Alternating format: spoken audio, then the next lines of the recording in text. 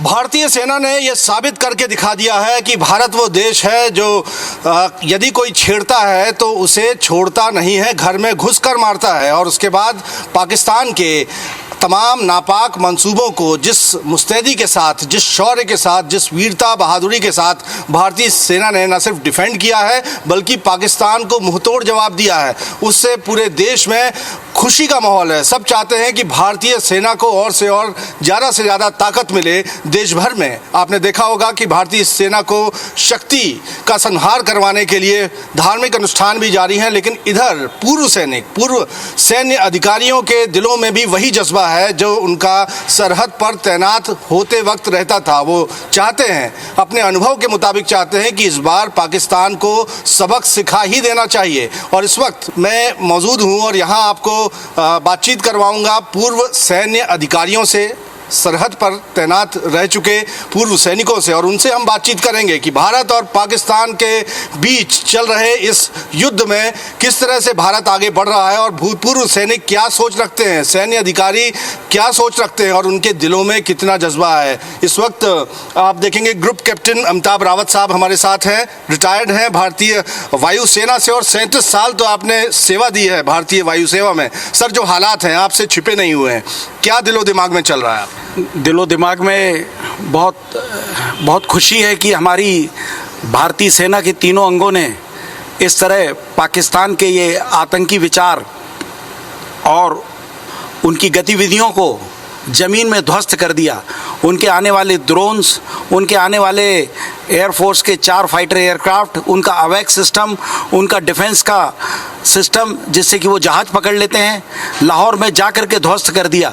तीनों सेनाओं के अंगों ने इतनी बुरी तरह उनको मारा है कि उनकी समझ में आना चाहिए। आए दिन ये छुटपुट आतंकी गतिविधियाँ करते रहते थे। कई बार हिंदुस्तान का जो अपना विचारधारा है उससे उनको समझाया गया, बताया गया, कई बार उनको मैसेज भेजी गई, पर उन बेवकूफ़ों की जल्दी समझ में नहीं आता। तो अब जाकर के जब उनको हर दिशा से तोड़ा है और जब उनके पास उनकी हालत भी आज की डेट में इतनी खस्ता है, पर वो अपनी छुटपुटी आतंकी गतिविधियां करने से चूकते नहीं हैं। तो इसके कारण उनके 9 आतंकी ठिकानों को सबसे पहले वायुसेना, थल सेना और नौसेना ने उनको चुन चुन के मारा और उसके बाद ये एक के बाद एक उनके एयरक्राफ्ट और उनके सिस्टम को ध्वस्त कर दिया। अब उनकी रीढ़ की हड्डी टूट चुकी है, नाक के ऊपर आ गया है, ये बिल्कुल छोड़ने लायक है नहीं इस समय। और इनको बिल्कुल अल्टीमेट, इनको जब तक हम इनको ज़मीन पे ना बिठा दें पूरी तरह से, हिंदुस्तानी सेना को भी नहीं रुकना चाहिए। भारतीय सेना ने छठी का दूध याद दिला दिया है पाकिस्तान को। क्या लगता है कि घुटने में लाने में या ज़मीन पर लिटा देने में कितना वक्त लेगी भारतीय सेना? घुटने पे तो पहले से बैठे हुए हैं वो लोग, क्योंकि आप देख रहे हैं वो कटोरा लेके उनके मॉनेटरी जो इकोनॉमिक एडवाइज़र हैं वो इस वक्त यूएन में गए हुए हैं और वहाँ पे पैसा मांग रहे हैं उनको लड़ने के लिए, खाने पीने के लिए उनके पास पैसा नहीं है। पानी हमने उनका वैसे ही बंद कर दिया है और जब चाहें हम उसको ऑन कर देते हैं तो डैम से पानी जाता है। तो ये तो उनके हालात हैं और उसके बावजूद भी उनकी आतंकी गतिविधियां रुकती नहीं हैं। तो उनका तो यह हश्र होना ही था। जो नॉर्मल भाषा, जो नॉर्मल समझदारी से नहीं समझेगा उसको इसी तरह हिंदुस्तान जवाब देगा। और ये हमारी सरकार, मोदी सरकार, हमारी गवर्नमेंट, हमारी तीनों सेनाओं ने बहुत ही सुंदरता से इसको अंजाम दिया है। हमारे बिना कोई डैमेज के इनको इतना मारा है कि ये आने वाले वर्षों तक इस घाव को नहीं भूल सकेंगे, ना इस घाव को भूल सकेंगे और ना हिमाकत कर सकेंगे भारत देश की तरफ आंख उठाने की। और जज्बा है भूतपूर्व सैनिकों का, वो मैं दिखाना चाहता हूँ IBC 24 पर एक्सक्लूसिवली। हमारे साथ जबलपुर में इतनी बड़ी तादाद में भारतीय सेना के रिटायर्ड अधिकारी, सैनिक, भूतपूर्व सैनिक हैं और उनसे ही हम बातचीत करेंगे। और आपसे मैं मिलवा रहा हूँ 91 वर्षीय, जी हाँ, 91 अबाउ 91 एज के हैं, भूतपूर्व सैनिक हैं। सर, सबसे पहले तो आपका मैं नाम जानना चाहता हूं और जानना चाहता हूं कि अब आपके दिल और दिमाग में क्या चल रहा है इस वक्त? मैं जलेराम सिंह हूँ, पूर्व सैनिक और अबव 91 ईयर्स से पहले चल रहा हूँ। और हमारी जो सेनाएं और सरकार ने जो कदम लिया है वो बहुत सही कदम लिया है। ये इंसानियत के तौर तरीके के रूल से किया है। इंसान को इंसान नहीं समझते तो तुमको कौन समझेगा? जब तुम इंसान को कदर नहीं करोगे तो हम भी आपको कदर नहीं करेंगे। तो गाजर मूली की तरह काटने का पाकिस्तान को वक्त आ गया है। बिल्कुल, जो हमारे प्रधानमंत्री जी कर रहे हैं बिल्कुल सही कर रहे हैं। हमारा देश हम लोग इसीलिए चुनते हैं कि हमारे देश को आगे बढ़ाए। उनने काफ़ी आगे बढ़ाया हमारे देश को। भीतर क्या जज्बा है सर हमारा वहाँ तो सरहद पे? जज्बा ऐसा है, आज हमको बुलाएंगे तो हम तो खड़े खड़े LMG फज चला लेंगे। यही बात क्या बात है, क्या बात है। भारत माता की, भारत माता की, भारत माता की सुन रहे हैं, भारत माता की जयकारे हम यहाँ लगाए जा रहे हैं। हम सब बिल्कुल पूरी तरह से तैयार हैं और भारत सरकार को, देश को, हमारी सेना को इतने सालों साल सर्विस देने के बाद आज भी हम सबको अगर तुरंत जाना पड़ा और तुरंत आवश्यकता पड़ी कहीं पे भी, हम तहे दिल से पूरी ताकत के साथ हम अवेलेबल हैं, जाएंगे और उनको पूरी सेना का हौसला बढ़ाएंगे और उनको दुश्मन को ध्वस्त करेंगे, ध्वस्त कर देंगे। जिंदाबाद भारत देश, जिंदाबाद। क्या जज्बा है, इसका मुकाबला कौन कर सकता है? मेरे ख्याल से तो हमारे भारत देश में इतने रिटायर्ड सैनिक और सैन्य अधिकारी हैं कि पाकिस्तान की सेना कम पड़ जाएगी अगर ये मोर्चे पर आ जाते हैं। और जैसा आप देख रहे हैं कि 91 वर्षीय भूतपूर्व सैनिक है, वो कह रहे हैं कि LMG फायर कर सकते हैं। अभी भी कांधों में इतनी जान है और दिल में इतना जज्बा है पाकिस्तान को धूल चटाने का। सर, मैं सूबेदार मेजर रानी लेफ्टिनेंट RP सिंह, अपनी सेना, तीनों सेना और भारत सरकार पर मुझे गर्व है और जो काम और जो फैसला अभी तक लिया है वो सराहनीय फैसला है। और हम लोग सभी पूर्व सैनिक जाने के लिए, लड़ाई लड़ने के लिए तैयार हैं और हमने पाकिस्तान को नहीं छेड़ा है, पाकिस्तान ने छेड़ा है तो हम उसको छोड़ेंगे नहीं।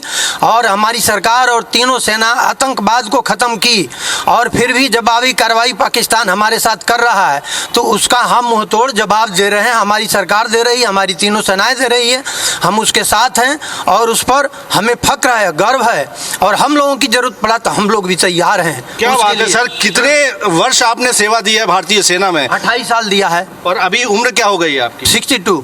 62 साल की उम्र में आप सरहद पर पाकिस्तान से दो हाथ करने तैयार हैं, धूल चटाने के लिए तैयार हैं? बिल्कुल तैयार हैं। देश की बात है, शान की बात है, क्योंकि उन्होंने गलती किया है, हमने गलती नहीं किया है और उस गलती का खमियाजा उनको भुगतना चाहिए जो अभी तक कर रहे हैं। आतंकवादी ठिकाना उठाए फिर फायरिंग कर रहे हैं, हमारे सिविल नागरिकों के ऊपर प्रहार कर रहे हैं, तो कहाँ तक हम चुप रहेंगे? इसलिए चुप होने का समय नहीं है, आगे बढ़ कर के उनको बिल्कुल काम करना है कि जो 25-30 साल फिर चुप रहे, कम से कम 25-30 साल ही रहेंगे चुप, उसके आगे चुप भी नहीं रहेंगे वो। तो वही तो कहते हैं ना कि द्वंद्व कहाँ तक पाला जाए और युद्ध कहाँ तक टाला जाए। तैयार साथियों, हो जाओ तैयार, अगर देश के काम न आए जीना है बेकार।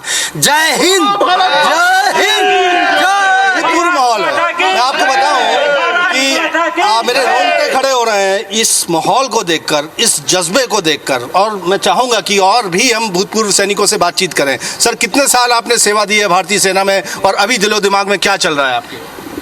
मैं सूबेदार अरविंद कुमार कौरव, मैंने भारतीय सेना में 24 साल सर्विस दी है। और जो हमारे प्रधानमंत्री ने फैसला लिया है देश के लिए कि हमारी सेनाओं ने आतंकी ठिकानों पर हमला किया है, किसी नागरिक को या किसी सेना के ऊपर जो है अटैक नहीं किया था, और जो 9 स्थानों पे जो ड्रोन से हमले किए उसमें जो है उनके आतंकी ठिकानों को नष्ट किया है। और भारत सरकार से मैं ये रिक्वेस्ट करता हूँ कि यदि वहाँ ज़रूरत पड़ती है तो हम भी जो है वहाँ पर जो है बॉर्डर पर जाने के लिए तैयार हैं।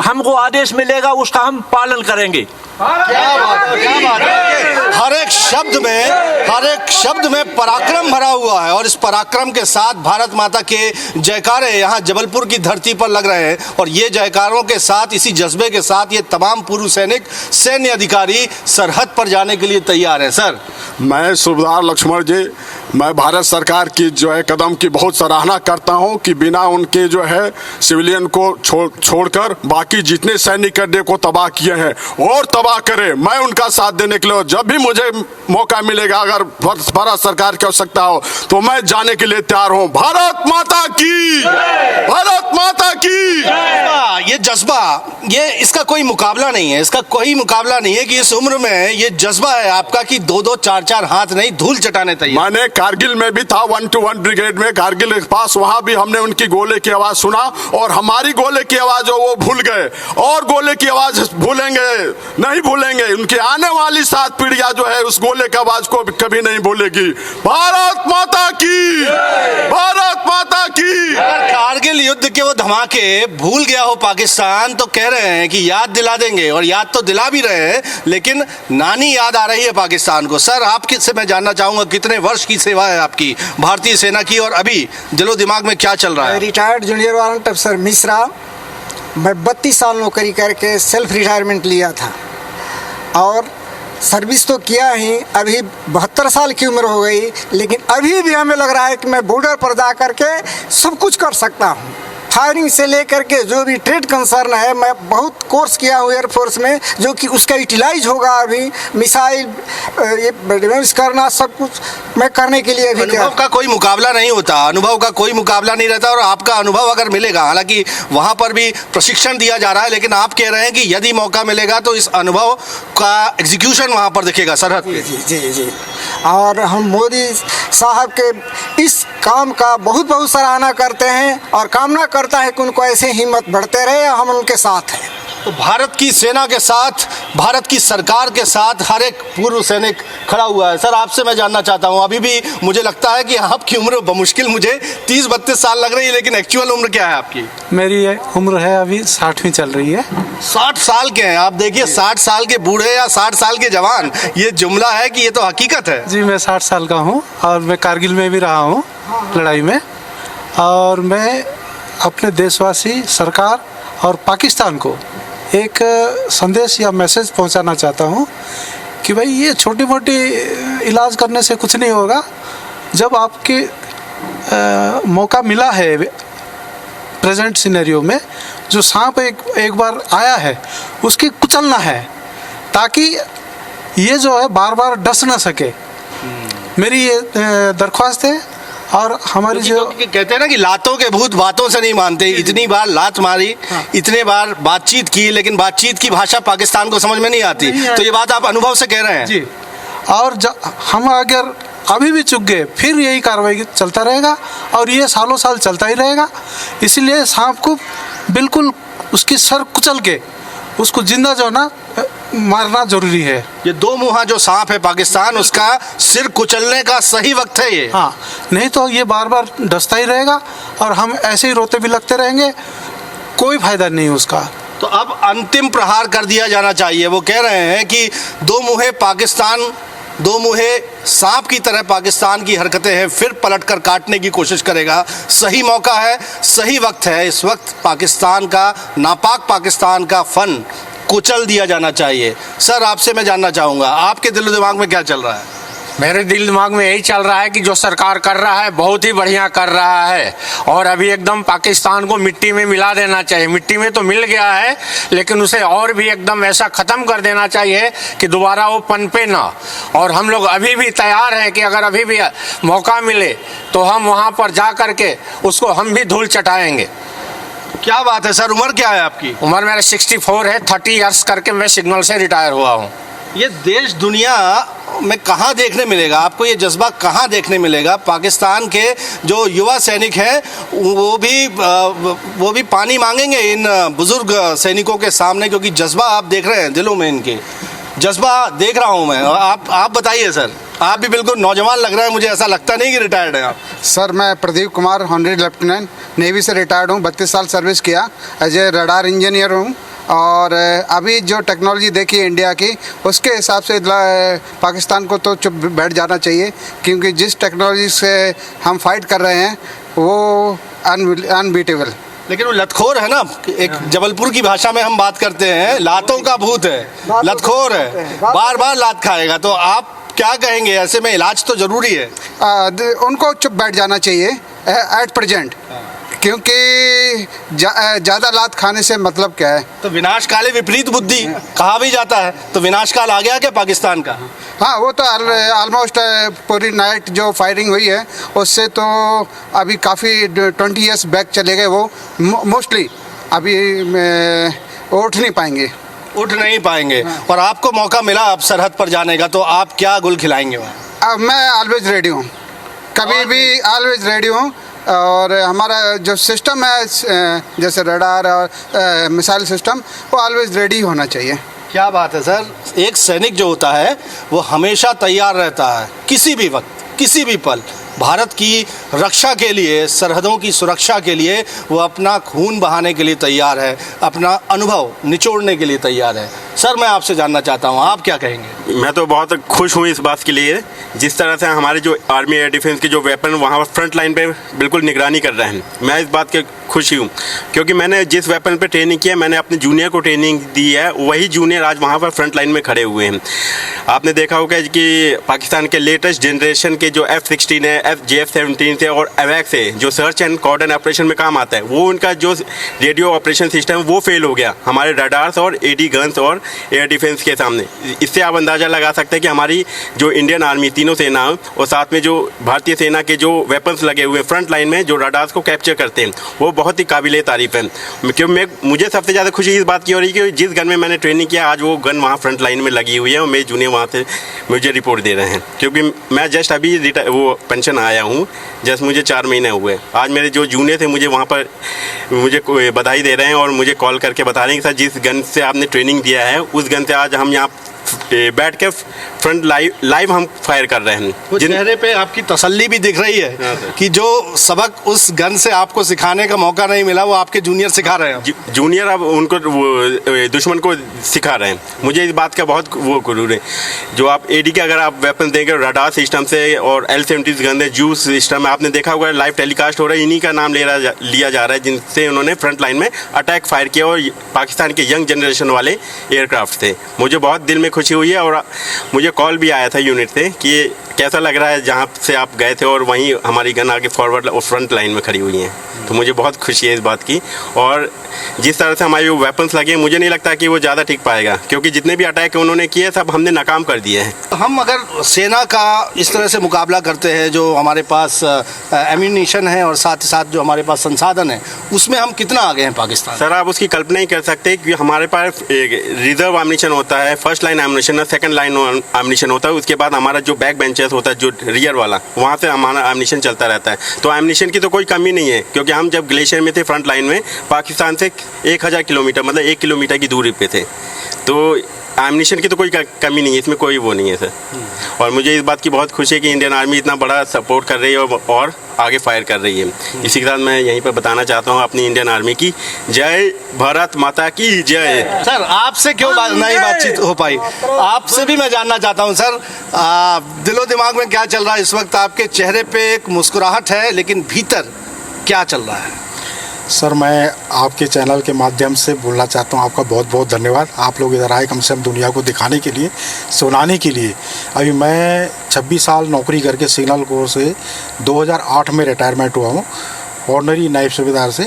मेरा नाम ज्ञानेश्वर राव है और मैं आपके चैनल के माध्यम से बोलना चाहता हूँ कि ये जो पाकिस्तान और भारत का जो चल रहा है बहुत ही गंभीर समस्या है। ये जो बार बार जो पाकिस्तान जो है उठने की कोशिश कर रहा है उसको जड़ से ख़त्म कर देना है, मेरा तो यही कहना है। और उनको पहले ये बात हम लगातार बातचीत कर रहे हैं तो सब ये कह रहे हैं कि जड़ से कुचलना है, निकलना जरूरी है, फन को कुचलना जरूरी है। और ये अनुभव से बात कह रहे हैं। सांप को बोलते हैं ना पैरों से कुचला जाता है, तो उनको पैरों से कुचलना है। बाकी जो अभी जो बम्बार्डमेंट चल रहा है तो वो तो बम्बार्डमेंट तो हमारे पास भी है, इंडिया में कोई कमी नहीं है बम्बार्डमेंट की। इंडिया के पास तो कई गुना होगा, कई गुना है, उनके पास तो कुछ भी नहीं है। पहले तो अभी पानी रोका है, अभी गर्मी में प्यासे करेंगे, प्यासे मतलब वो करेंगे, अभी बरसात में पानी छोड़ देंगे तो उनको बहा कर ले जाएंगे। तो ये है। और तो इसलिए तो पाकिस्तान की जो नागरिक है, जनता जो है, वो सरकार को लेकर तमाम आलोचना कर रही है। हम देख रहे हैं बहुत सारे वीडियो वायरल हो रहे हैं। वो कह रहे हैं कि कैसा एयर डिफेंस सिस्टम लिया पाकिस्तान ने कि एक मिसाइल को भारत की इंटरसेप्ट नहीं कर पाए, और भारत ने जो ड्रोन आए थे उनको इस तरह से किया कि सबको धुआं कर दिया। अभी हमको तो अभी सरकार हमको भी मौका मिले तो दे तो हम भी जाएंगे बॉर्डर पर, हम भी पीछे नहीं हटेंगे। सर, तो इतने साल सेवा करने के बाद फैमिली की रिस्पॉन्सिबिलिटीज़ हैं, वो भी आप देख रहे हैं, लेकिन आज भी आप चाहते हैं और मानते हैं कि नेशन फर्स्ट है। भारत माता के लिए हम जो है जान भी न्यौछावर कर सकते हैं, पीछे नहीं हटेंगे। क्या बात है, कहाँ से लाओगे ये जज्बा, ये बहादुरी कहाँ से लाओगे पाकिस्तान? यहाँ 91 साल के भूतपूर्व सैनिक भी कहते हैं कि आज भी कांधों में LMG रख के वो फायर करने के लिए तैयार हैं। यहाँ 62 साल के एक भूतपूर्व सैनिक हैं जो दिखने में 30 साल के लगते हैं, लेकिन कहते हैं कि पाकिस्तान को छठी का दूध याद दिलाने में उन्हें 2 मिनट का वक्त नहीं लगेगा अगर सरहद पर उन्हें भेज दिया जाए।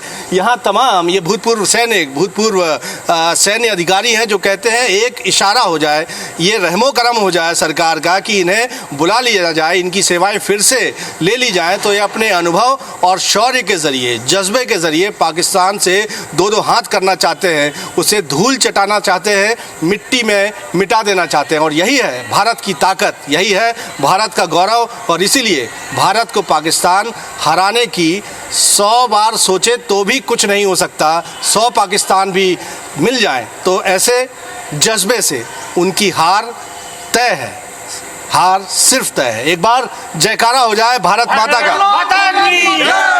भारत माता की जय, भारत माता की जय, भारत मातरम, वंदे मातरम, वंदे मातरम। तो देखिए, वंदे मातरम की ये गूंज है, संस्कारधानी जबलपुर से उठी है, और फिर भी इसमें कुछ जोड़ना भी चाहते हैं। जय हिंद की सेना है और पराक्रम ही इसका काम है, और हमेशा विजयी रहेंगे और मार गिराएंगे आतंकवादी का। शून्य बैलेंस पर लाना है, आतंकवाद पूरा खत्म करना है देश को, आतंकवाद का सफाया करना है, तो पाकिस्तान को भी नेस्ते नाबूद करना है। और इसके लिए सरहद पर भारतीय सैनिक रणबांकुरे तो तैयार हैं ही सही, लगातार पाकिस्तान को मुंहतोड़ जवाब दिया जा रहा है, लेकिन इधर देश के भीतर भूतपूर्व सैनिक, सैन्य अधिकारी भी तैयार हैं, एक इशारे का इंतजार कर रहे हैं। मौका मिलेगा तो वो पाकिस्तान को धूल चटाने में पीछे नहीं हटेंगे, और यही ताकत है हमारे भारत देश की।